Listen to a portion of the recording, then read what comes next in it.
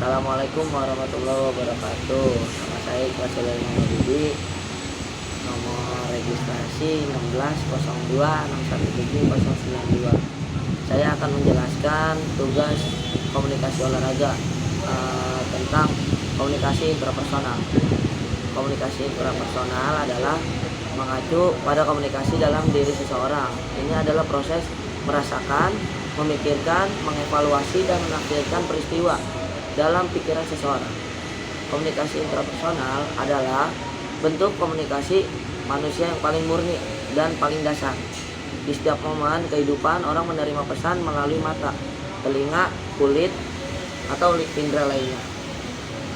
Sebelum merespon pesan tersebut, orang melakukan komunikasi intrapersonal dalam dirinya berdasarkan persepsi dan pengalaman sebelumnya. Sebelum merespon pesan tersebut, orang melakukan komunikasi intrapersonal dalam dirinya berdasarkan persepsi dan pengalaman sebelumnya. Orang yang berbeda mungkin menanggapi pesan tunggal secara berbeda karena perbedaan dalam persepsi dan pengalaman mereka. Pembahasan di atas menyimpulkan bahwa komunikasi intrapersonal terjadi ketika seseorang berkomunikasi dengan dirinya sendiri. Ini adalah bentuk komunikasi yang paling dasar ketika seseorang menerima pesan atau mengamati sesuatu. Tanggapannya tergantung pada komunikasi interpersonal. Contoh dari intrapersonal adalah kayak semacam kita sedang melatih di cabang olahraga renang. Misalnya pelatih ngasih sprint jarak 50 meter, dan setiap sprint itu anaknya dikasih tahu time-nya dengan cara menggunakan stopwatch. Kedua, yang persepsi. Persepsi adalah proses internal yang kita lakukan untuk memilih, mengevaluasi, dan mengorganisasikan rangsangan dari lingkungan eksternal.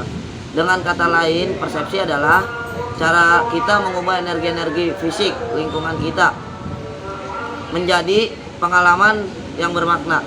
Persepsi adalah juga inti komunikasi, karena jika persepsi tidak akurat, tidak mungkin kita berkomunikasi secara efektif. Jenis-jenis persepsi. Satu, ada persepsi lingkungan fisik, persepsi sosial, persepsi bersifat selektif, persepsi bersifat dugaan, persepsi bersifat evaluatif, persepsi bersifat kontekstual, persepsi dan budaya, penginderaan, atensi, dan interpretasi.